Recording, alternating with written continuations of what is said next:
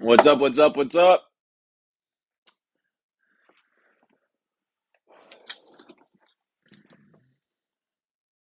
How goes it? Hopefully, you guys are doing well today. Exciting episode, exciting live. We're going live with DeFi Trader, another DeFi degen. We're going to see what's happening with him. How was his holidays? What's his plans moving forward, et cetera, et cetera. Should be a good conversation if you're listening to this. Should be a good little podcast type of situation here in a second. Well, let's see if he's live. What's up? What's up? Hey, what's up? Thanks for the glasses. Happy New Year's once again. If you want to join my Discord, I'm minting everyone's 2022 New Year's resolutions in my Discord. Link in bio. Join my Discord. Type in your New Year's resolution. I created an NFT collection, and we're all minting our New Year's resolutions to kind of hold each other accountable, have it on the blockchain so we can't change it. Instead of just writing them down on a piece of paper. Now they're permanent, guys. Now we can go back 2 years from now and be like, oh shit, I didn't do what I wanted to do. Why is everything down today? Because it's the end of the year. People are doing final tax things. Yo, yo, yo, Paul, what's up? Hopefully you guys are doing well today. Thanks for follow New York 2 Life. Let's get this party pumping today. Having a little bit of fun. Hopefully you guys had a fantastic Christmas. We're having DeFi Trader on in a second. He's a DeFi degen just like you and I. So we'll talk about that. What's his strategy, what he's doing. Should be a good conversation, to say the least.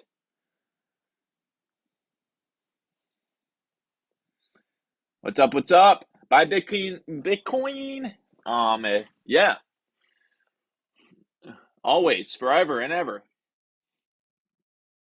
Loopring, what's up? Doge to the moon. Yes, sir. You already know what's up. Welcome to the Dingooo Crypto Live. We're going live with DeFi Trader once again. What's up, Momo? What's up, Hi? What's up? What's up? What's up? My dudes, let's go, Alex. Welcome. How does it bear market? You're too young. I'm not. I'm 24.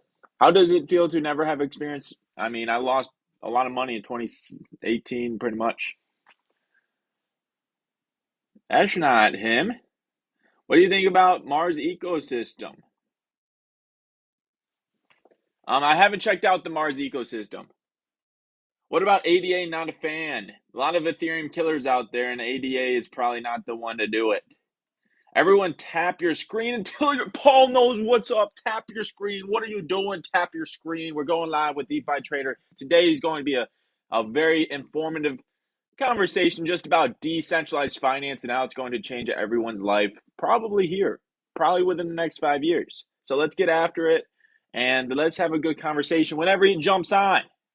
DeFi Trader, where you at, boy? I'm looking for you. I'm looking for you. Today should be a good little conversation. I appreciate all the likes. Let's get more people talking about decentralized finance. You know what I'm saying? Phantom getting gobbed at 267. Yeah, so Phantom's huge, guys. Phantom's undervalued. At least I personally think. We'll see what happens though. Cheers from Romania. Welcome. I haven't been to Eastern Europe, but I would definitely love to visit. Any suggestions crypto for hodling? Layer one's great. Also, let's see if he's on now. Let's see here. He's still not on, boys. Hey, thanks for the campfire. I appreciate it, onliner. Thoughts on meme coins? Do what you want with your money. Do what you want with your money 110%. But at the same time,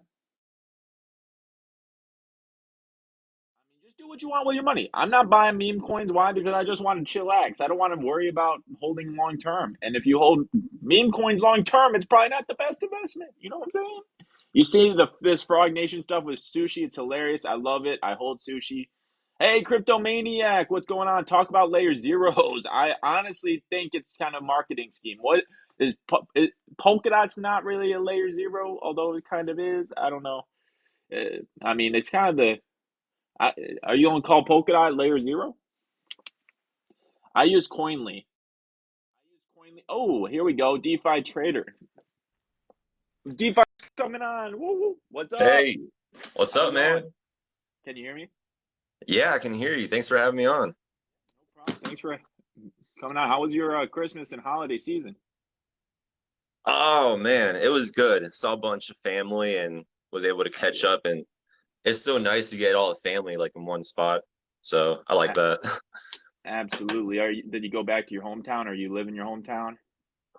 Not really my hometown, but like all Gotcha. my family migrated over here.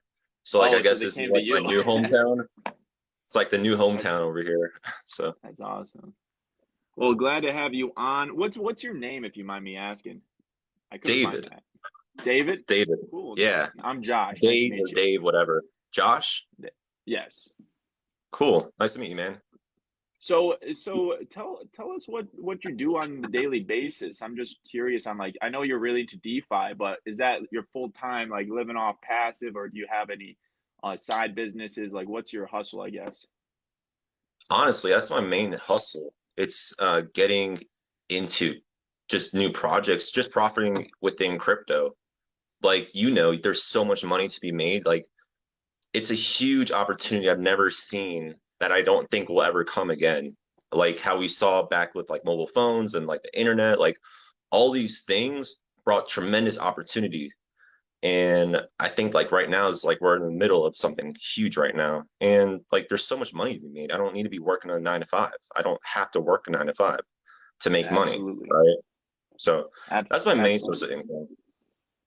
That so just basically DeFi passive income, or you're like getting in early on projects type of deal. How Yeah. sustainable do you think that is? Because obviously it's nice right now, but it's not guaranteed for the future. So do you depend on it in future? Like, are you depending on that for future income, or are you trying to start something else up? Other like just Uh, TikTok or anything else? yeah, I'm trying to start up like my business, like educational business. I have a private group I have, and we've got like 200 people in there, Cool. and it's growing like steadily. Like I started that last year, and it's been growing steadily, just mainly word of mouth. I don't really do a lot of promotion or marketing with it. And that's been like a really good side income too, like just recurring revenue, like pretty steady. That it's just been growing Right. steadily as well. So it's been really great to be able to diversify my revenue streams. Like it's still tied to crypto though is a thing, right?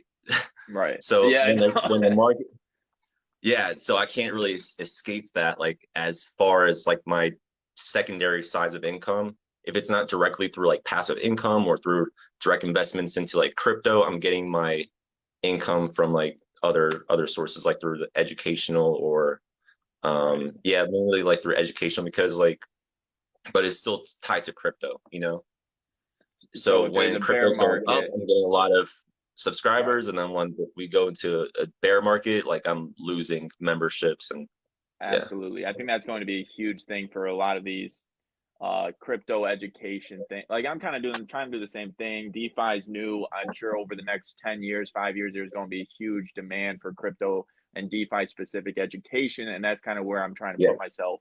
And it sounds like you're trying to put yourself as well, which I think is a good long-term plan. But at the same time, yeah, I'm sure we're going to to endure like a multi-year bear market where everything's just sucky, So, yeah. I don't like right now. We've had a bull run that's lasted since pretty much since March of 2020, and right. it's been going this whole year. We've had like ups and downs, of course. We've gone through like 30-40% corrections in between that time, but the trend has been consistently up since March.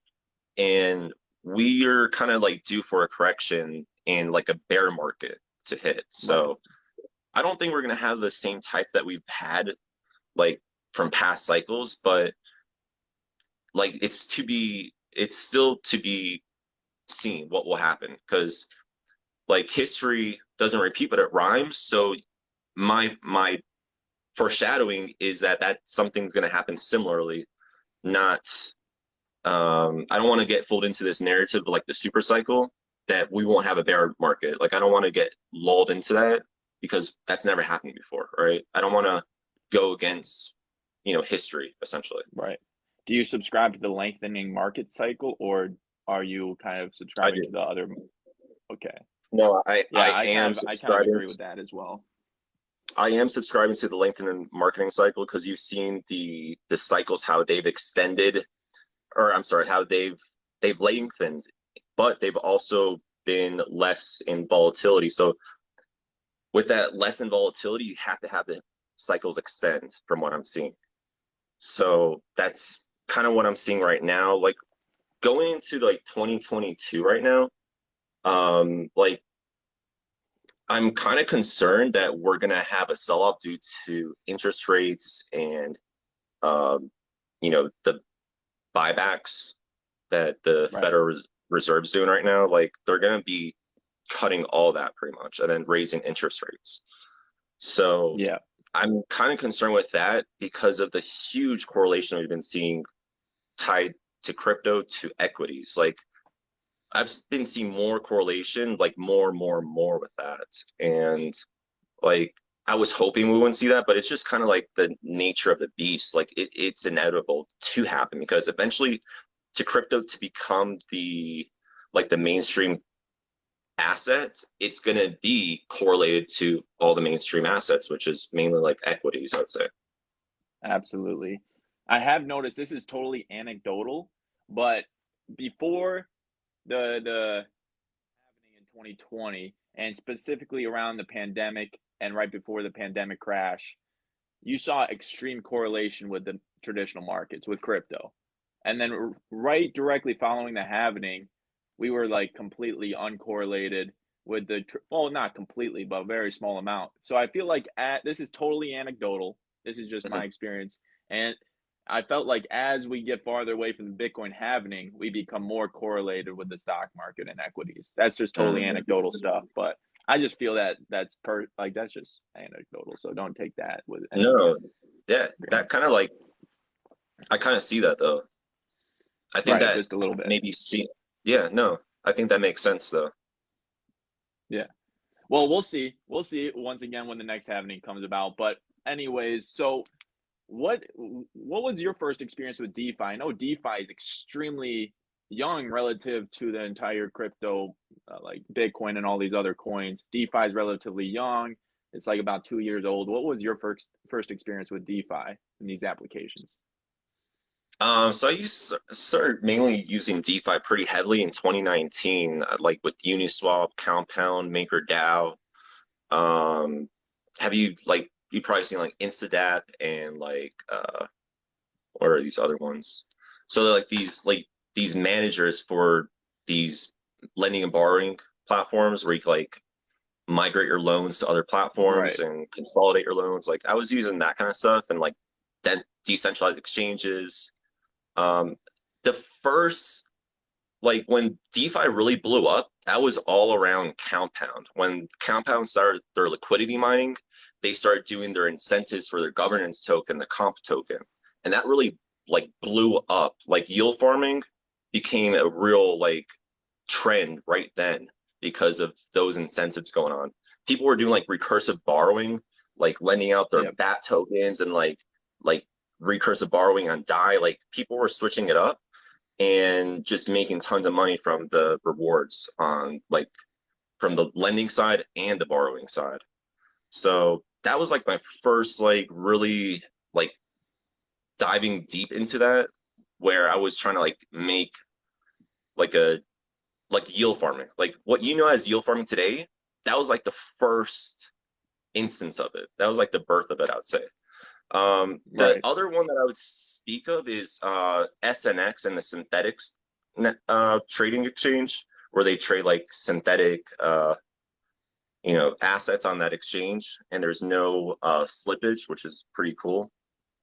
Um, they started doing their incentives and their liquidity mining and their yield farming. That was probably like the first one. And if you remember, Sushi Swap actually used their like a very similar contract that they used called the Oh, Master Chef really? I did not contract. know that. Yeah, I think it's pretty much like a direct clone of the SNX staking contract. Wow. Very, very cool. So it sounds like you got in pretty right off the jump. I know, like 2020, the DeFi summer of 2020 was insane with all the airdrops, Uniswap airdrop. Uh, Yeah. you had, I mean, that's when like the compound governance token came out. That's when a lot of governance tokens came out.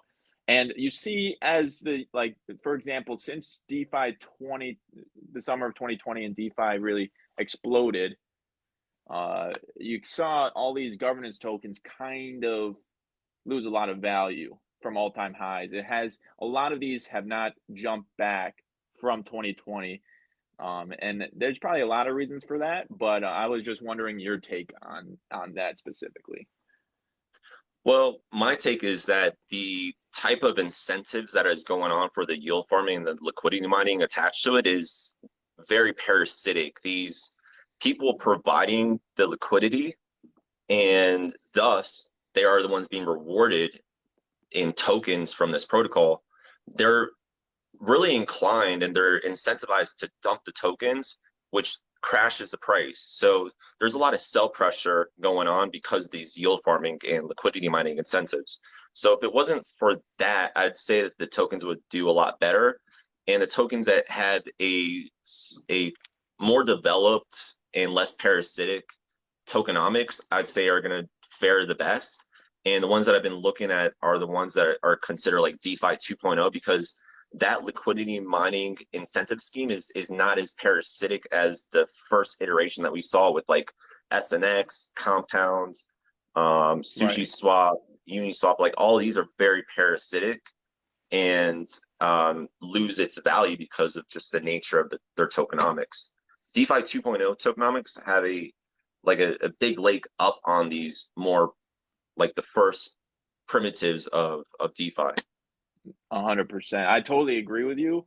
Uh, the only so the question I have with all these new DeFi applications, and what I'm getting the vibe off of DeFi in general right now, is whenever a new DeFi application or kind of a new utility or an financial experiment comes about, you quickly see replications of this application or these applications, and they're quickly cloned and they're quickly improved upon. Like for you quickly see replications of innovative applications, and they're quickly cloned. So basically, like if an application isn't really innovative, they will get kind of pushed out of the market relatively quickly. And I think that's kind of part of the reason as well. And that's kind of worries me about DeFi and investing in these DeFi projects, because they will get pushed out of the market relatively quickly if they're not super innovative. Do you kind of get the same vibe a little bit? Yeah, yeah, especially if they don't have like a moat. Right. You really have to identify some type of moat that they have, and also the team behind them is going to continue innovating the product and um and keep that like first mover advantage with setting up a moat. So like first thing I'm looking at is did they have a first mover advantage? If not, I'm probably like not that interested in them, first off. Right. But if they did, like what moats are they setting up um in place to, retain that competitive edge and, keep the lion's share of the whole space. Right. So That's mainly what I'm what looking for. yeah, so for what would you say is some of these moats, if you have any examples on the top of your mind? So one is, I would say, just gathering liquidity. If you're able to gather a lot of liquidity into your treasury, that gives you huge like runways to keep innovating, adding to your team, merging and acquisitions. So if you have a huge treasury, that's like one thing I look at. But there aren't really that many protocols that really can boast of a really big treasury. The Y- other thing is, did they innovate? Like, were they the first movers? If they're the first movers, that's kind of like entrenches them a little bit. The other things I'm looking for are partnerships. If they're able to develop a partnership with another protocol and that gives them a unique advantage or a unique position in the market, that could give them a edge there and provide a moat to them there. What are other moats? I Any type probably of would say synergies? community. Community might Um, like just building a good community. What do you think about that? to some Or extent, communities can to some become extent? fickle. Look at the Chainlink army or chain Yeah, the Link Marines. How strong good. is that Yeah, community right now? I not very strong, although I'm a part of it. But I I am would too. say it's weakening just I've been because of the I've been a price holder action. since yeah, I've been holding since like early 2019, and Yep.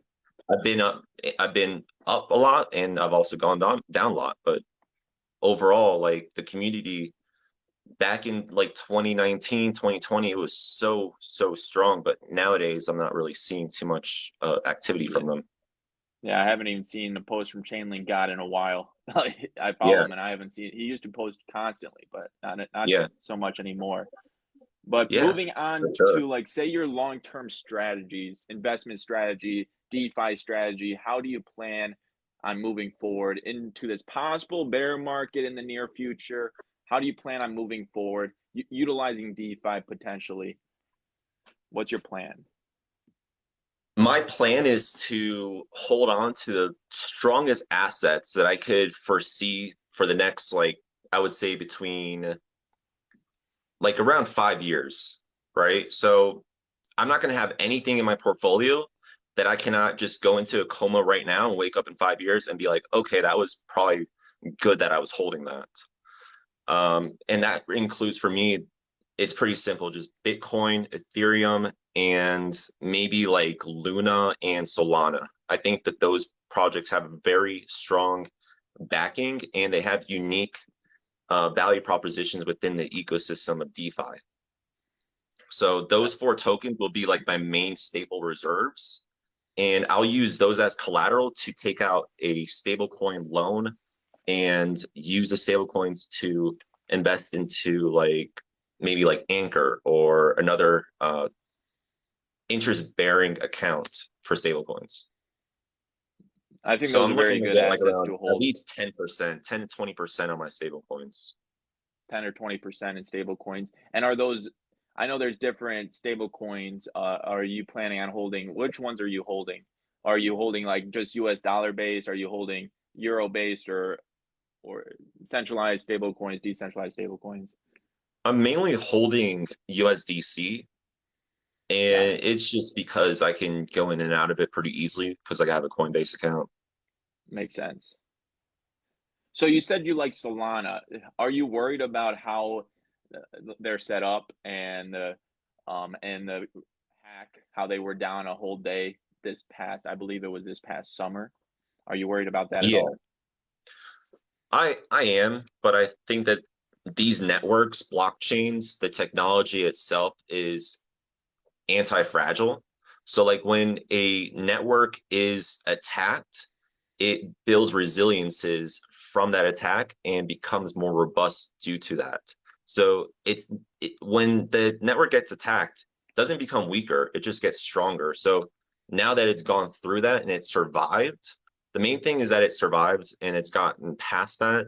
So that's the main takeaway for me is that because it survived, now it's stronger and the chance of it happening again is much less likely. So this I just is like that Lindy effect. The longer yeah, something I is, totally agree with the that. yeah, I really adhere to that like that theory, the Lindy effect. The Within crypto, Lindy effect? I haven't heard of that. yeah, You mind explaining that real yeah, quick? yeah, go ahead. I'm gonna change Alexa, turn the lights on to white. Hey, there you got that everything smart in your room. Got everything like hooked up to each other. Got the smart light bulbs and everything. Yeah, I got Yeah, these like different lights on connected to very Alexa. cool. So, so in your entire investment thesis, I know crypto sounds like a huge portion of your investment. Same here. Are you planning on diversifying outside of crypto? I know that's a huge question I for a lot of people, but are I you do, specifically? and it's gonna be strictly like land and real estate. Outside of that, there's no other opportunities greater than crypto. Crypto is the greatest opportunity in front of my eyes right now. So I'm just full head on into that. Like I'm all in pretty much. Outside I of like the practical applications I could use with like within land, like if I want to go to another country, like I'll have some land over there, land over here. Like it just, I want to have land for my use predominantly. It's not too much like the investment aspect is more secondary, but I know that the price appreciation is also good. Like prices are due to appreciate with land.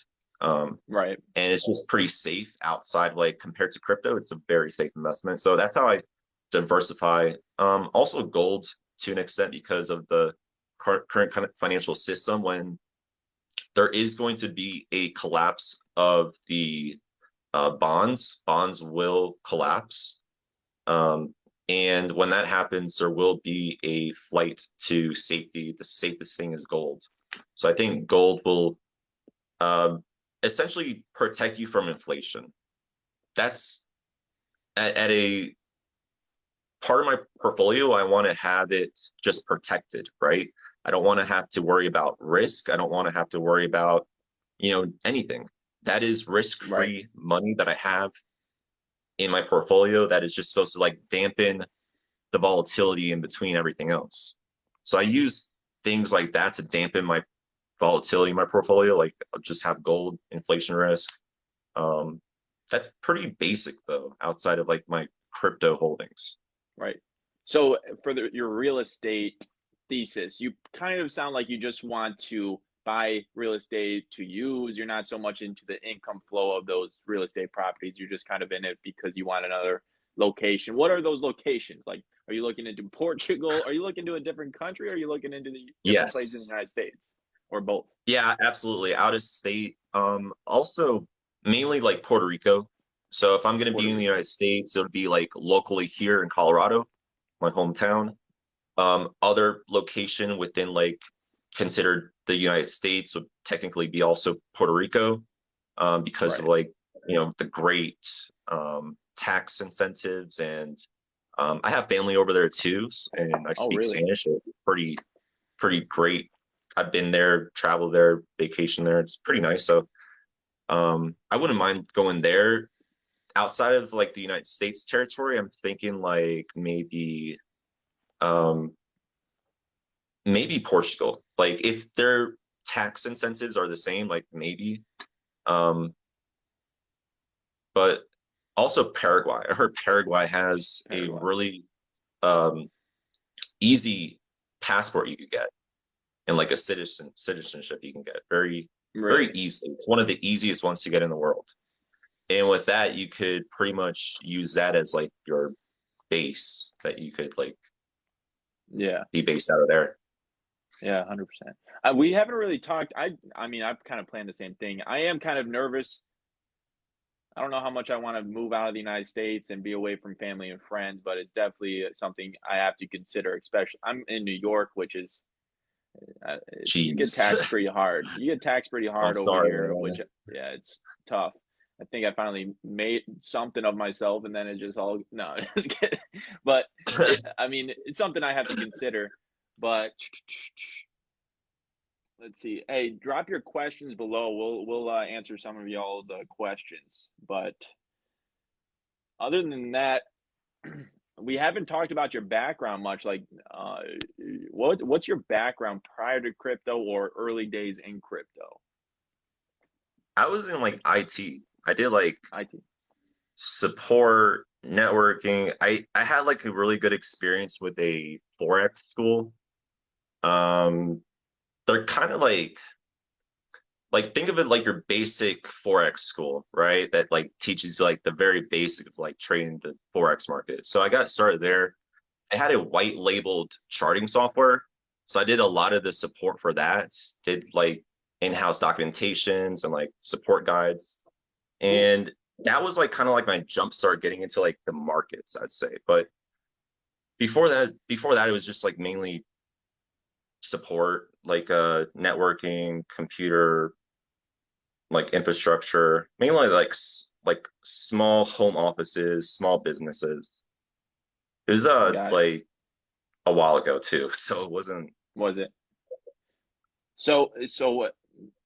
That's pretty much probably why you got into crypto. I'm guessing relatively early is because of your IT experience, because of those life experiences.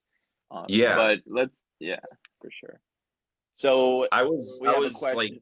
Go ahead. exposed to that stuff pretty early. Like I heard about Bitcoin in 2012 and then jumped into the rabbit hole finally in 2013. Made so many mistakes along the way. And I think that that's like why I look at things differently from a lot of like newer people in the space, just from like all of the mess ups that I did already. So um yeah. Just curious, what was your biggest mess up, or if you wanted Leverage to name a trading. couple? What's that? Leverage trading. Leverage Leverage trading? trading. Yeah, Uh, I lost a lot of what I would potentially have now if it wasn't for that. Like just I didn't like have tons of money back then either. So like what I did had, it was a lot for me to lose, which hurt even worse. So when you right. go into invest, this was like my first time investing into anything. I didn't never bought stocks, never bought my first investment ever was just straight to crypto. So like I had to learn everything like from scratch, just like learn the very basics of investing along with all the blockchain and all this new crypto stuff. Yeah. So leverage, was that in the 2016, 2017 you got, or like 2018 you probably got hit pretty hard with the crash there.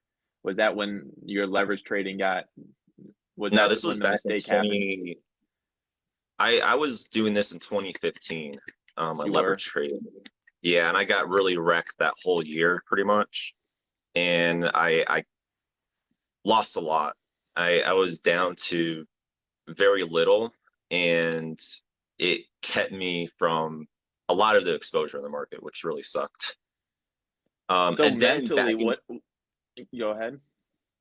oh, and to make things worse, like just recently again, I had the same thing happen in a different way, but I ended up taking a loan on my Bitcoin. And in March, the market crashed in 2020 and I got liquidated again.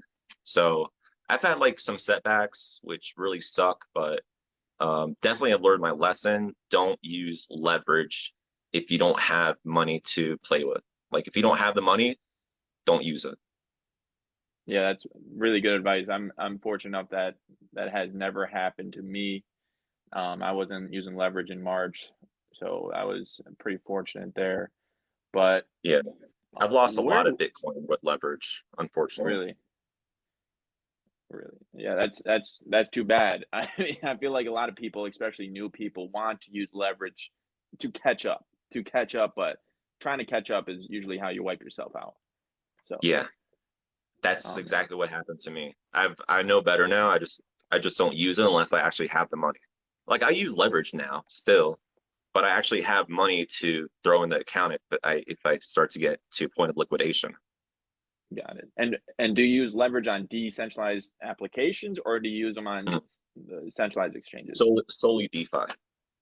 Solely DeFi? And what applications like DYDX or GMX I is another mainly one, just or use like Avalanche or not Avalanche, but Aave, Aave? Aave, and any other like lending and borrowing platform. Okay, so you use like you don't 2x leverage. You take out 30% against your collateral or 40% or whatever. So you don't even like use 2x or like DYDX to 2x leverage type of deal. You play relatively conservative with the Yeah, Aave. And very. Yeah, so you use Aave on Polygon. It sounds like you use Avalanche, yeah, Aave and Avalanche. and So also what's your, Phantom. I and use also Phantom Scream. I use Scream and Scream? Phantom. So I know Scream. Okay, here's a question for you. I know Scream. I have some on Scream as well. So Okay. there's a lot of DeFi applications that are starting to put up a wall against US users. Scream is doing it. You got to use a VPN to use Scream. And I've seen that at a reoccurring tarot. I mean, even to participate in the Polkadot parachain auctions, you had to use VPNs and all that junk, and so I couldn't do the KYC ones. So there's a lot of walls being put up against U.S. users. What do you think will come? Will there be regulation clear? Will there be some clear what's the word, clarity, Yeah, clarity clarity. on Yeah. regulation? Well, what's your I perspective on that? What do you think will happen coming? I think that this is just the beginning of what we're seeing for like regulation coming to DeFi. Like your inability to be an investor into early startups is definitely going to impact you more and more as we move forward. The United States regulatory environment is to restrict people from investing. That's their prerogative. So we're going to see enforcements where you're not going to be able to do what you just did, right? Even if you use the VPN, you're gonna be that's illegal. Like Right. you're gonna be stopped from doing that eventually, I believe. So That's just how would they stop how would they stop that? Just KYC wallets um I and then I don't blacklist know. wallets. I don't know how they'll stop it. That's to be seen yet. They Right. will they will clamp down. Um like I don't know exactly how, but their ambition is there to do that. And the government's pretty strong. They have a lot of resources at their disposal. I'm sure that they're going to figure out some way if they really want to, and it gets put into the regulation to do so. Look at the war on drugs. You know, like how effective are they with that to actually Right. stop that? It's like, okay, guys, you're like you failed already. You failed so miserably, and here we are still on drugs on war. We have a war on drugs right now. Still, it's Right. crazy. Yeah. I mean, my first introduction to how inefficient the government is through the military, and man, like it's just extremely inefficient and slow moving and so many hoops to jump through anything. And I mean, wherever the government kind of puts their hand into it, it becomes just a hassle, which is why they're there, I guess, is to make things a hassle. But we'll see. It's yet to be seen, obviously. But It, that is not why they're there, though. It's like, man, it feels like it is, though. It feels like that's how they set it up. So they're in the way to make your life a hassle, but that yeah, that isn't why they're there. yeah. Uh, so why Is there any are they there? questions here? Yeah, we can read some questions. Let's see. We got best places to stake. Where are you staking your digital assets? What applications are you I doing that? am staking on Ohm. I have Ohm staked. I have Time staked. I have Bitcoin or I'm sorry, I have Ethereum and Luna staked, and I'm pulling out a loan and depositing that back into Anchor. I have I have Xmon staked. I don't really think that's paying out too much though, but like it was like a very low market cap token, and I just had pretty strong conviction in it. OX Owens, amazing talent behind that, and I got into it. It went up a bunch, so I'm just staking it. I think it has more room to go. Very cool. What other ones am I So, staking? so I do have a question on time and ohm. I'm also staked with time and ohm, and I'm just kind of sitting on the money I put in there a while ago. What do you think the future holds for these financial experiments such as ohm and time and these other ohm forks? I think that the concept of protocol owned liquidity is very innovative and it has strong fundamentals going for it. But I don't believe that protocol owned liquidity in and of itself is going to make a protocol viable for the long term. What Olympus DAO has done is create a token to incorporate that protocol owned liquidity. But at the end of the day, that's all it did up until it created Olympus Pro and the other things that it's building on top of it. Because when it first started, the only thing that that token did was just put out more emissions and created a protocol owned liquidity for the same token that it admitted. So that is essentially it's a Ponzi, right? That is get money from later investors to pay the earlier investors. Yep. Like it's pretty clear of what that is, but there is innovation in that because it is giving the liquidity, exchanging that service for the liquidity to own its own liquidity. Like you buy the tokens at a discount, and that provides the liquidity to the protocol. That's a very innovative system how that was created. Like the Ponzi is innovative. Like it's a good Ponzi. I like it. But there So has to be yeah, more to it, which right. it began to do that. And it began to do that when they introduced Olympus Pro. So I was hearing rumors about Olympus Pro, and right around then I was seeing it also like break out, and I was like, oh wow, this is actually going to be something really big. And then I also saw the narrative around it where you were just starting to see the first like forks of it, right? So I got in back into Olympus DAO when it was like 500 million market cap, and I saw the potential there because they were actually building on top of the protocol, protocol own liquidity with Olympus Pro, which would essentially provide that same protocol own liquidity as a service to other protocols. So instead of them creating their whole like bond and staking service themselves, they would just pretty much use Olympus Pro as like a protocol as a service, essentially, or like Yeah, software as a yes, service almost. right. So you're it sounds like you're a bigger fan of Olympus DAO at this point because of them being able to generate revenues other than selling bonds.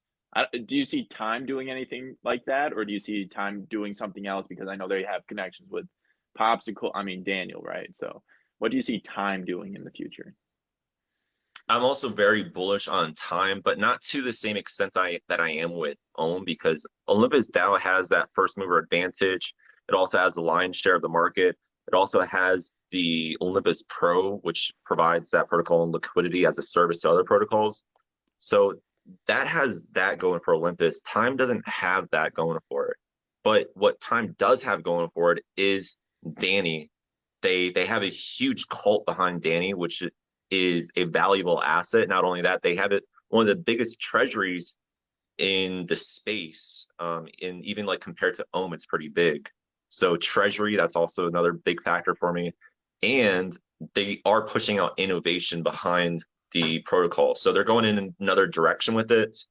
And I think that it's a very viable direction. They want to use it in a metaverse, use the token in a metaverse, and create a ecosystem within the metaverse using this token. I think that's a viable way of pushing through this project in that direction. And I also heard them talk about creating uh, a DAO VC. So this will be a VC that uses the Olympus DAO mechanisms of staking and bonding to build a treasury for it to be invested by the DAO as like a VC model. So I think that that's a really great way to get yield on the treasury and get a secondary source of revenue through that strategy alone. So it's got a lot of things going for it. I think it's pretty viable. I'm very bullish. I got a decent size amount of money in there. I think right now Yeah, it's like 90K or so that I have in there.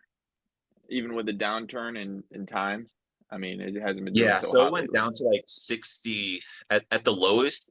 At the highest, it was like worth 120K, and then at the lowest point, it went down to like about 60K, and then right now it's sitting at like around 90K.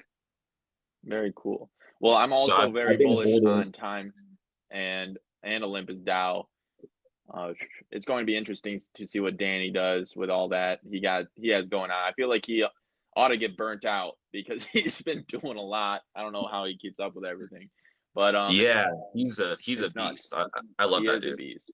He is a beast. So going into the metaverse, speaking of Time and what they're doing with the metaverse, but are you into any metaverses and what's your opinion on the metaverse and NFTs in general and how they will be incorporated into the metaverse? What's your opinion on all that?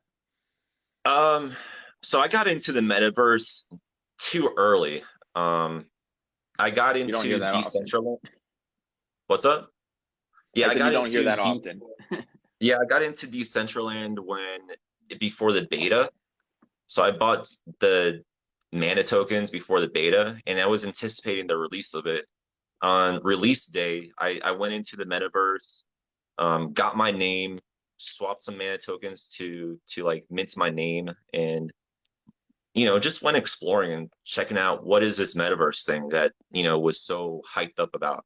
And when I got in there, it was so underwhelming, the experience. And Hmm. I almost immediately sold my mana tokens because it was like buy the rumor, sell the news, which was what I did. I've Right. made like, I don't know, 3, 4x off that, which is in my book, it was good back then.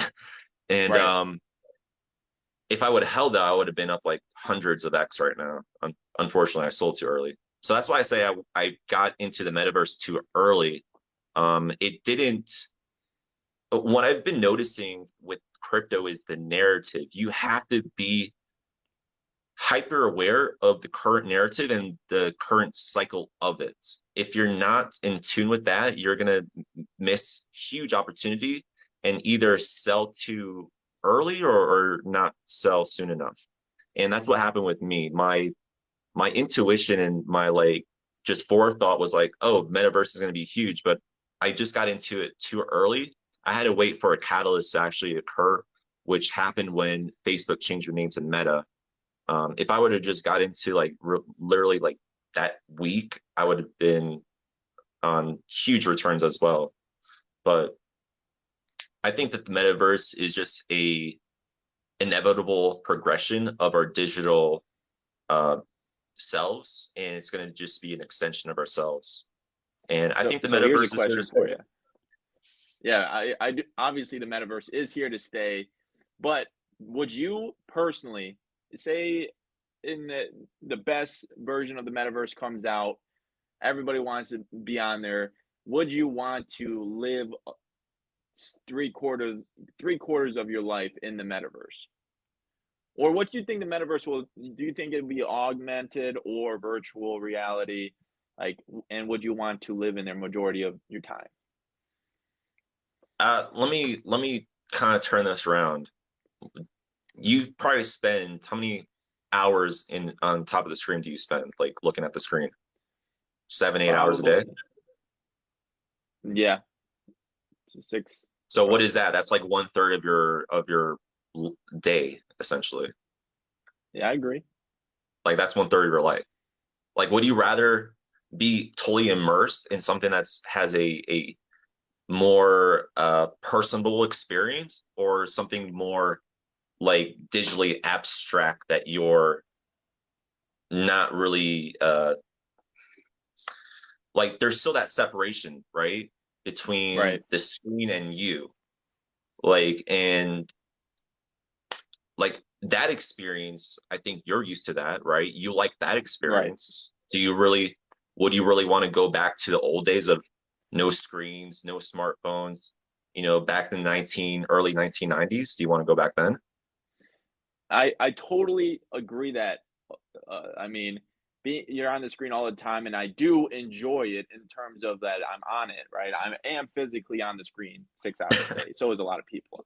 But do I actually enjoy it is another question because I don't think the human is supposed to be looking at a screen. Like I think all No. of it is like artificial dopamine, artificial enjoyment, right? So I definitely feel like that's a proponent as well, and that's kind of why I am like kind of although you probably could a lot of people will make a lot of money, and they already have made a lot of money in the metaverse, and I think that will continue and just grow. But I am hesitant just because I don't want to go that next step and make myself even more immersed into this artificial enjoyment, I guess. Well, I don't know if you saw The Matrix recently, but it's essentially like it's almost akin to that, where it's Right. we're going to that. Like it's not, I don't think it's if, I think it's just when. Um, 100%. and just time will tell. We just gotta keep going day by day. We'll see it eventually. It's Just gotta yeah. survive. Are you excited or are you like kind of apprehensive about the whole thing? Well, I think it's an amazing thing. I think that people see too much of the negative of it because it's new. New Right. things are unpredictable. There's doubt about them.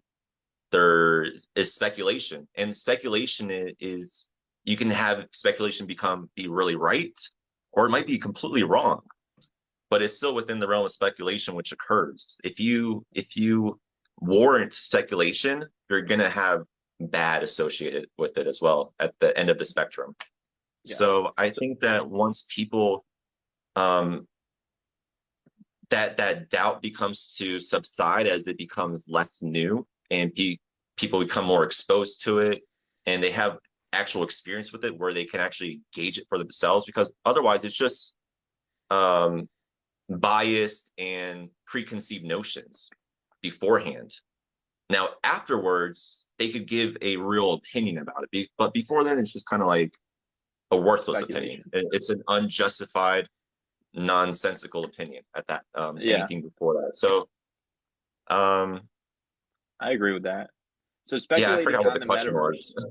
it's you answered it. So speculating on the Okay, metaverse, I know there's many metaverses, including Meta, which we should all like boycott the name now and go use a different that name. is not the But metaverse. For one thing, okay, so what is the metaverse? Like I see the metaverse like defining the metaverse I think is going to be super important because the current definitions and the current like perspective of what people have in their head of what the metaverse is completely undefined as a like as like a definition like within our vernacular we just don't have like a really good definition for like what the metaverse is.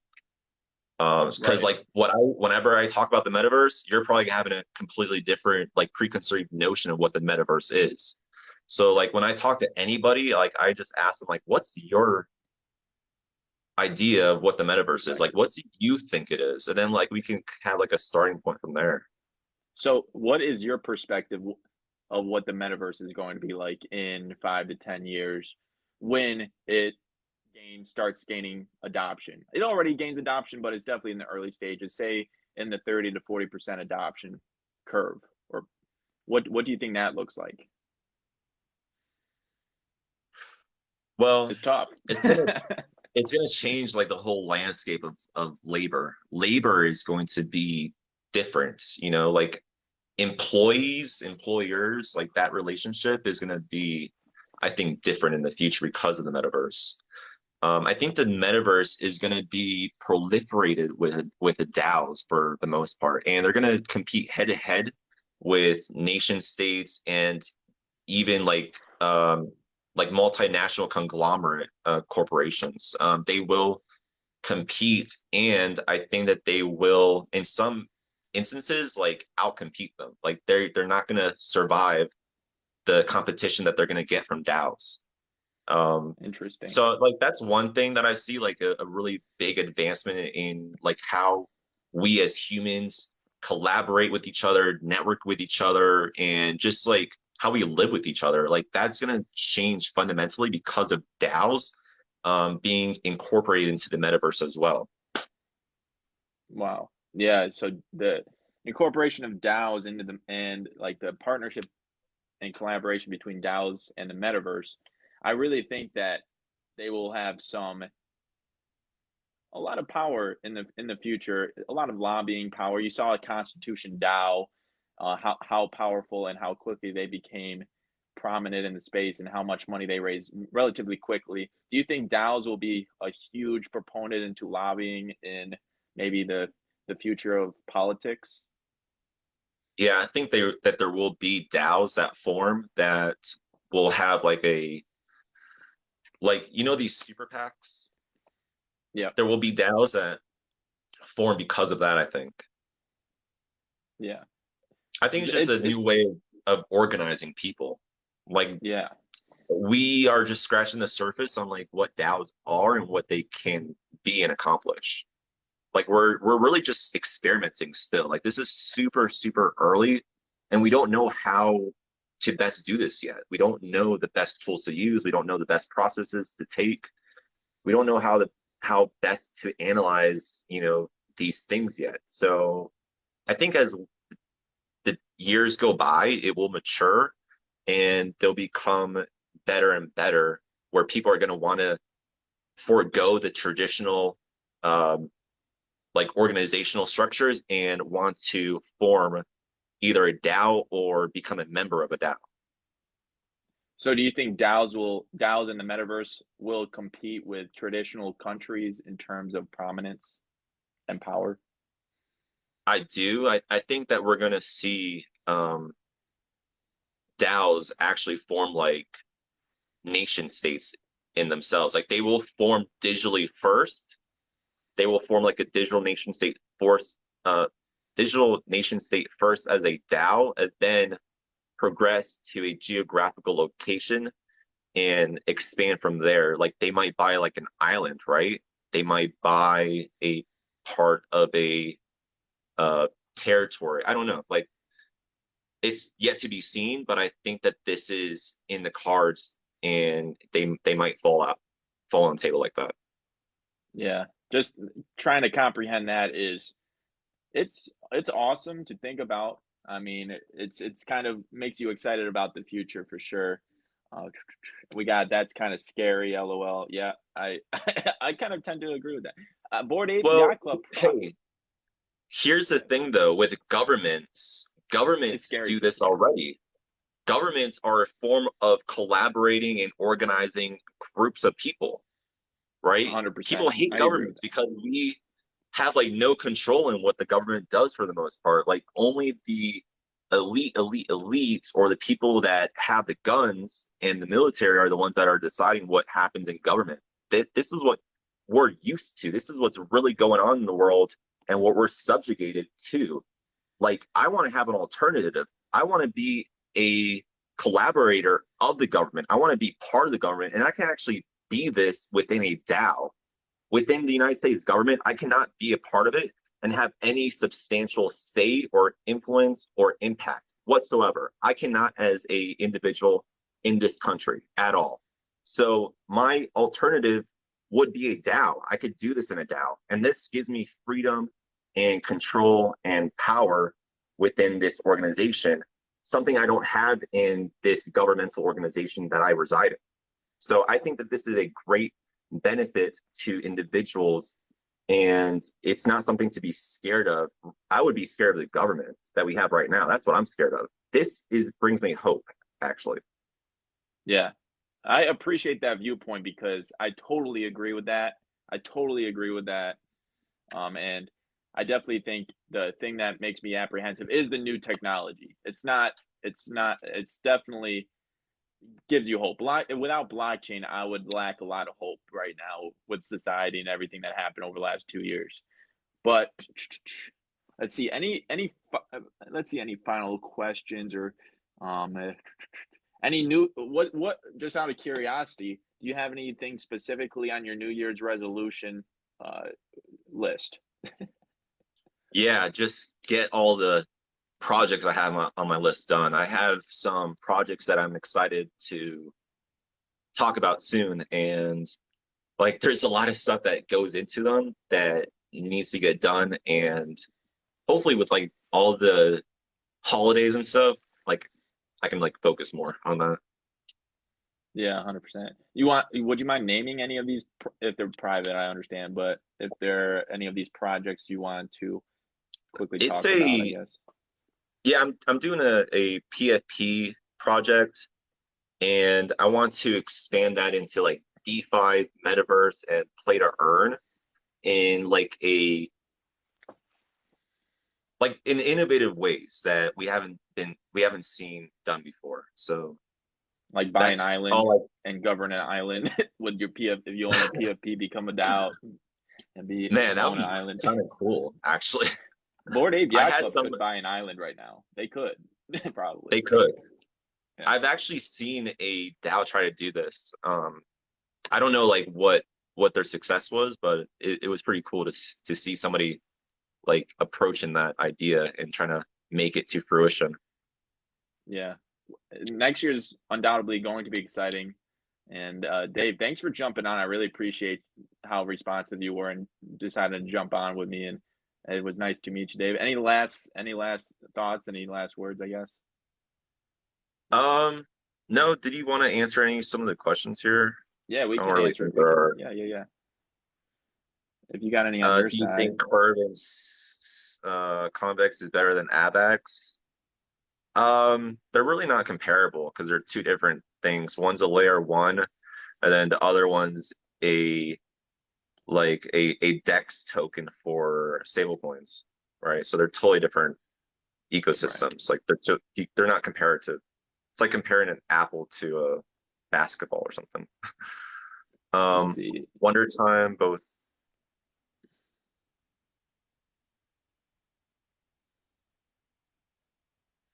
Yeah, some of these I don't know what they are. Got in on Phantom. Yeah, I have Phantom too. You have Phantom? Yeah, I'm big on Phantom. I like Phantom, Avalanche, Polkadot. I don't hold any Solana, but at the same time, there's a lot of L1s right now. What's your thoughts on like the L1 race and how Polkadot's going to fit in and Cardano's lack of building? What's your thoughts on all that? I'm pretty bullish on Solana. I got into that around like 30, $40. And then I haven't got into Dot yet. I haven't got in any Cardano. I don't really get anything that isn't like really building with a lot of developers and that doesn't have any active users yet that have like economical activity. So Yeah, I yeah, totally agree with so that. for the most part, Solana checks all those boxes. It does have that. The other ones, they're not quite there yet, in my opinion. Understandable. Uh, any I think last? the last question was here, like the privacy coins in 2020. The only That's a ones good that I'm question. in is the secret network. I think that that has a lot of potential for a smart contract chain that provides privacy within the transactions because there's no other smart contract platform that provides privacy. So this is the one that I see in that space to do well. But I don't think I that this is a major narrative that will have a catalyst. Maybe it has one in 2020, but it's to be seen. Like I don't know when that catalyst will occur for that narrative with privacy coins. But yeah, if I were financial privacy. had a bet on one, it would be that. I'm sorry. Go ahead. No, I was just going to ask your opinion on financial privacy. Do you think it will be a thing of the past? I know there's Tornado Cash, which has been successful. Obviously, Monero, but Monero is hard to get your hands on in the first place. So, do you think there's going to be like Tornado Cash as a solution, or will the government try to outlaw that as well? I think that that will be try to outlaw it. I think they will try to outlaw it, but I think it will be a solution that people will use. Right, for sure. Yeah, that's another. I know you probably aren't worried about it, or maybe you are about financial privacy. Are you? Do you think that's going to be like a big topic in the near future? I think it will eventually. And when it eventually does, I think that the secret token and like that ecosystem will do very well. But until that time comes, I don't really know. Like it's probably Yeah, just a sleeper narrative right now. yeah. I think the narrative over the last 15 years is people don't care about privacy, they care about convenience. So I think that might continue over to DeFi and this whole blockchain thing as well. But I guess we'll find out. Yeah, for sure.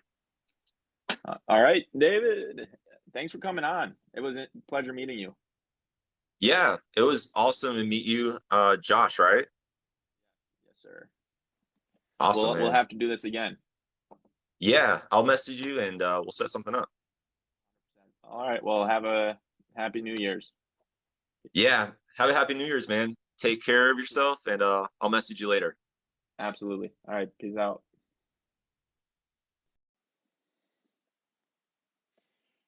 Hey, dude, that was fun. He's a smart ass guy. Uh, that was a lot of fun. Leave your thoughts real quick, just like a quick AAR type of deal. So nice duet. Yeah, great conversation. Hopefully y'all enjoyed. He knows what he's talking about. Been in space a while. Very cool, very nice dude. I'm going to do more of those. It's just getting people on, especially when you're doing this new. It's tough for people to jump on with you and talk about it. Love it as always. Thank you guys. Appreciate it. I will see you guys again tomorrow. I think I will have another person on later this week, so stay tuned and have a fantastic. This will be uploaded to my YouTube as well, so go check it out there if you missed it.